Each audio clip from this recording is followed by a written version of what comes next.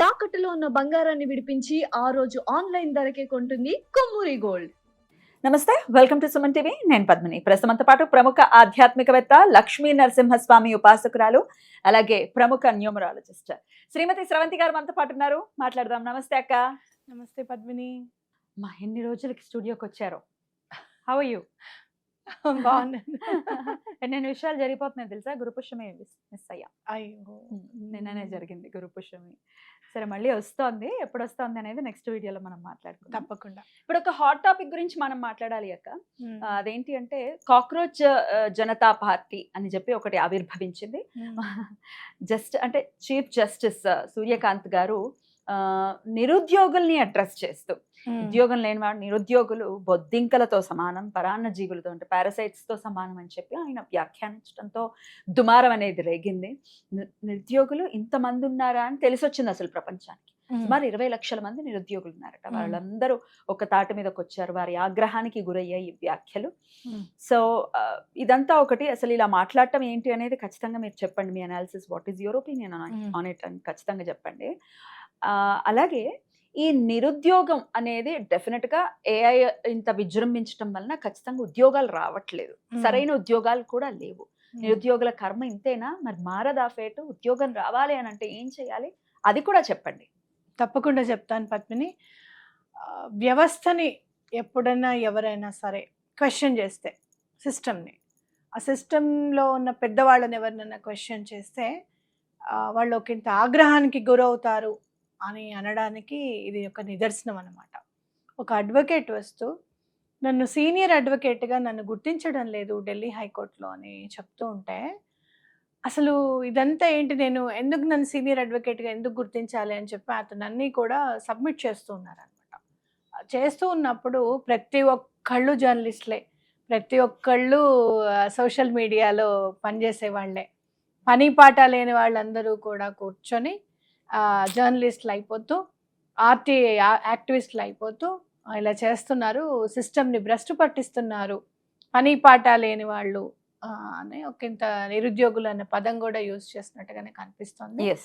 అయితే సిస్టమ్ని క్వశ్చన్ చేస్తున్నప్పుడు అసలు యాక్చువల్గా ఆయన ఏమన్నారు, ఎందుకు అదేంటి ఒక న్యాయవాది ఒక న్యాయస్థానాన్ని న్యాయవాదే అప్రోచ్ అవ్వడం న్యాయం కోసం అని చేస్తున్నప్పుడు సిస్టంలో ఉన్న మిస్టేక్స్ని కప్పిపుచ్చుకోవడానికి, లేదు అంటే కనుక నన్నే అడుగుతావా, నన్ను అడిగేంత పెద్దవాడివా నువ్వు, మమ్మల్ని క్వశ్చన్ చేసేంత పెద్దవాడివా నువ్వు అని రావడం అనేది కరెక్ట్ పరిణామం కాదు. అది ఎట్లాంటి వ్యవస్థ అయినా, న్యాయ వ్యవస్థ అయినా సరే, చట్టం అయినా సరే, ఏదైనా సరే, ఒకడు క్వశ్చన్ చేసేవాడు లేకపోతే అన్యాయం అనేది జరిగిపోతూనే ఉంటుంది అనేది మనం గుర్తుపెట్టుకోవాలి. మరి భ్రష్టు పట్టించడానికి ఏముంది అని అంటే ఇంకా భ్రష్టు పట్టడానికి ఏముంది అనేది చెప్పాలి. ఏ ఎగ్జామ్ కూడా, ఎటువంటి ప్రభుత్వం నడిపినా కూడా పేపర్స్ లీక్ అవ్వడం కానివ్వండి, లేదు అంటే కనుక అంతా రాసేసిన తర్వాత ఇంకా ఎగ్జామ్ కోసం వెయిట్ చేస్తూ ఉంటే ఈ పేపర్ లీక్ అయింది అని, ఈవెన్ గ్రూప్ ఎగ్జామ్స్ కానివ్వండి, ఏవైనా కానివ్వు, అలా అంటే ఇప్పటికీ కూడా మీరు చూస్తే కనుక ఎన్నో కేసులు అలాంటివి మాకు అన్యాయం జరిగాయి అని చెప్పి ఎన్నో రకాల కేసుల కోసం పడిగాపులు పడుతున్నారు మనుషులు. వాళ్ళందరూ కూడా కాక్రోచెస్ అయ్యారు. Justice delayed is justice denied. అట్లాగే నువ్వు justice denied is justice delayed కూడా. నువ్వు డినై చేస్తున్నావు అంటే దాన్ని డిలే చేస్తున్నట్టే, నువ్వు డిలే చేస్తున్నట్టే డినై చేస్తున్నట్టు.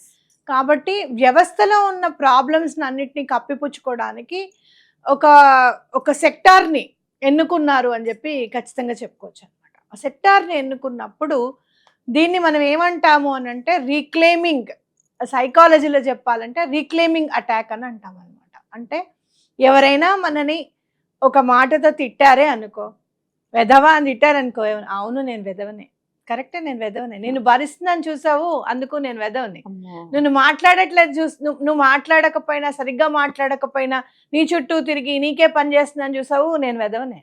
ఈ మాటలు ఇలాంటి చేయడం బెటర్. దీన్ని రీక్లెయిమింగ్ అటాక్ అంటారు. అంటే ఏంటంటే వాళ్ళు అన్న మాటని తీసుకొని దాన్ని పాజిటివ్ వేగా చూపించడం అనేది రీక్లెయిమింగ్ అటాక్ అంటారు. సో ఈ రీక్లెయిమింగ్ అటాక్ లో కాక్రోచ్ అన్న పదాన్ని తీసుకొని, అవును మేము కాక్రోచెస్ ఎలా అంటే మీరు చూసుకుంటే కనుక చాలా అసాధారణ ఇన్సెక్ట్ ఎవరు అని అంటే ఉన్న వాటిలన్నిటిలోకి కాక్రోచ్. వెరీ బ్రెయినీ కదా. Very brainy and nuclear weapon కూడా కాక్రోచెస్ ని నాశనం చెయ్యలేదు.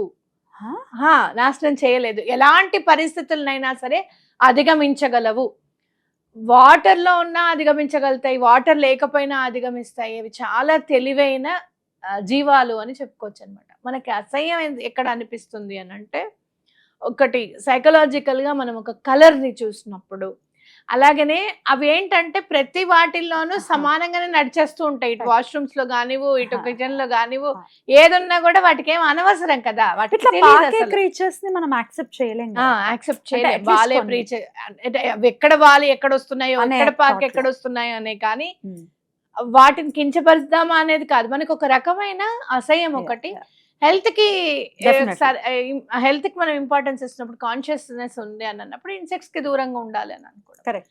అయితే వీళ్ళు ఏం చేశారంటే పాజిటివ్ వే ఆఫ్ కాక్రోచెస్ కిందకి మేము ఉన్నాము, ఇక్కడ మేము సమూలంగా సిస్టమ్ ని కాపాడుకోవడానికి మేము కాక్రోచ్ ఎట్లయితే పనిచేస్తుందో, ఎలాంటి మురికిలో అయినా సరే మేము వెళ్ళి ఆ మురికిని మేము క్లియర్ చేయడానికి మేము సంసిద్ధంగా ఉన్నాము అని చెప్పడం అనేది జరిగిందన్నమాట. రైట్. అలాగే నిరుద్యోగులు ఇంతమంది ఉన్నారు అని అంటే డెఫినెట్ గా సమతుల్యత లేదు. నిరుద్యోగులకి ఉద్యోగాలు లేవు. వాటి మీద దృష్టి పెట్టడం మానేసి ఇట్లా యూత్ ని, నిరుద్యోగులుగా ఉన్న వాళ్ళని ఇలా తిట్టడం సమంజసం కాదు అని చెప్పి కూడా సివియర్ గా రిటార్ట్. అవును, నిజమే. ఎందుకనంటే నువ్వు నిరుద్యోగ వృత్తికి ఏం చేస్తున్నారు మీరు?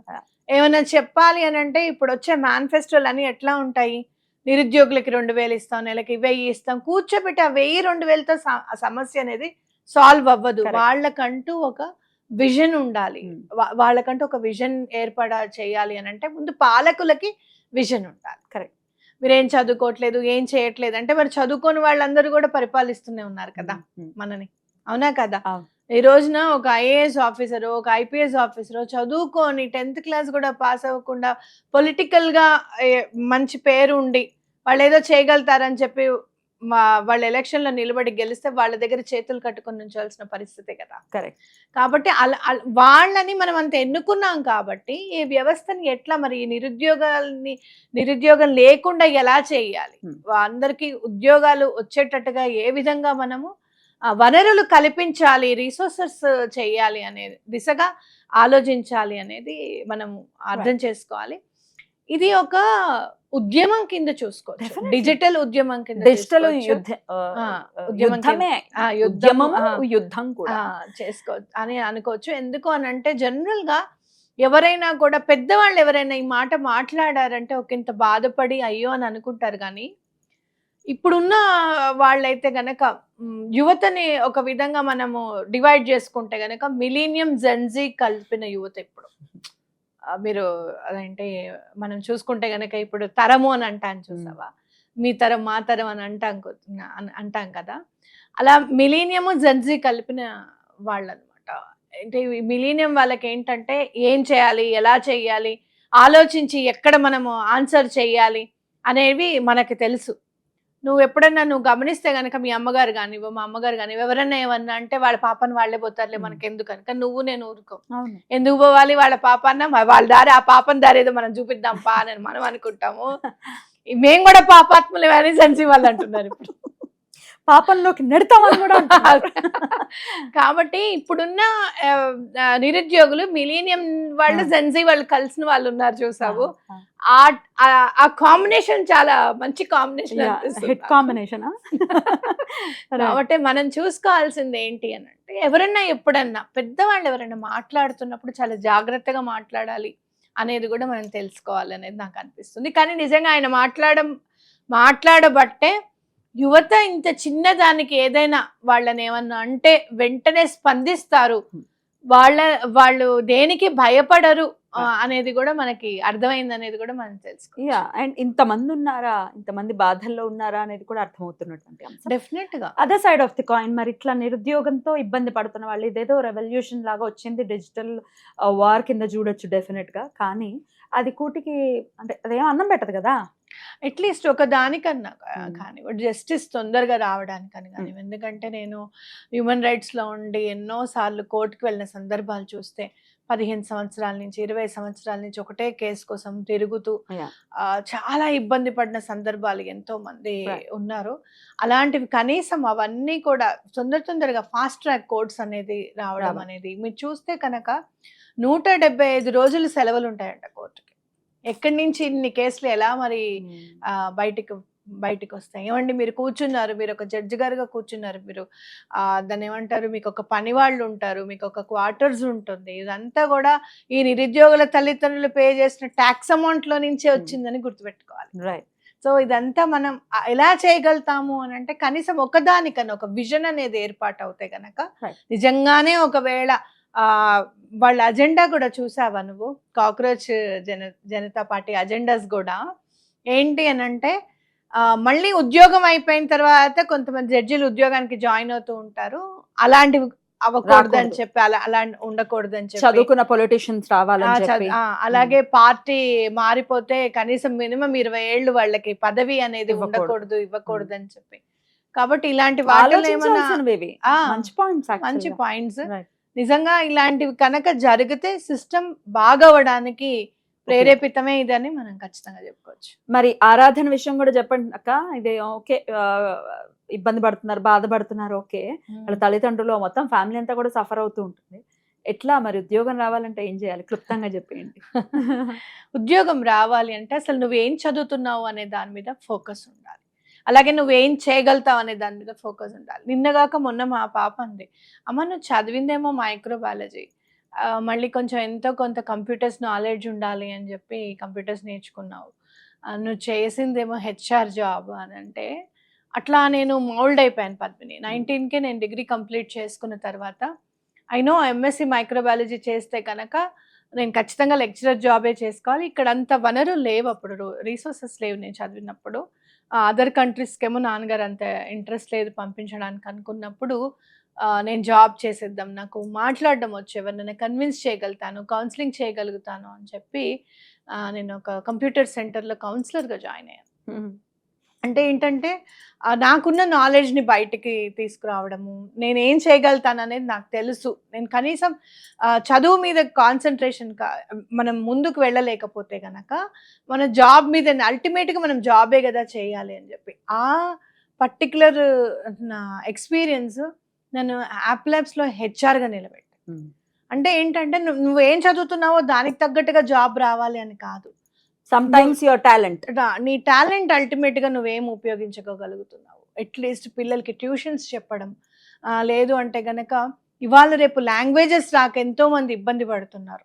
ఒక్కొక్క లాంగ్వేజ్ అంటే మనం తెలుగు కానివ్వు, హిందీ కానివ్వు, తమిళం కానివ్వు, ఏమైనా కూడా లాంగ్వేజ్ రాక కూడా ఇబ్బంది పడుతున్నారు.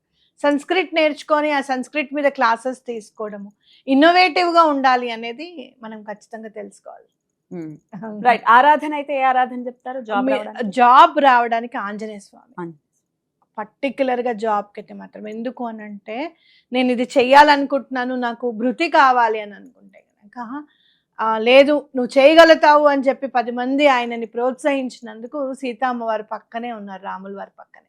అంతకు మించి ఆయనకి జాబ్ గురించి అంటే ఇంట్రెస్ట్ ఉన్న క్యాండిడేట్ ఎవరంటే ఆయనే కదా. నాకు ఇవ్వండి బాబు, నేను వెళ్తాను పని అని చెప్పాను. కాబట్టి నాకు కూడా పని కల్పించే స్వామి, నా తల్లిదండ్రులని నేను పోషించుకోవాలి, నా కుటుంబాన్ని నేను పోషించుకోవాలి, ఇన్నాళ్ళు నేను చదివినందుకు నా కాళ్ళ మీద నేను నిలబడాలి అని అంటే ఆంజనేయ స్వామి ఆరాధన చాలా మంచిది, తప్పకుండా చేయండి. అద్భుతం అక్క, చాలా చక్కగా వివరించారక్క. ఎటువంటి ఈ డిజిటల్ లో జరుగుతున్నటువంటి ఇది రెవల్యూషన్ అనాలా, వార్ అనాలా, లేకపోతే ఏమనాలో తెలియదు కానీ ఎటువైపుకు దారి తీస్తుందో లెట్స్ వెయిట్ అండ్ సీ. మంచిగా దారి తీయాలని కోరుకుందాం ఖచ్చితంగా. థ్యాంక్ యూ అక్క. నమస్తే. నమస్తే.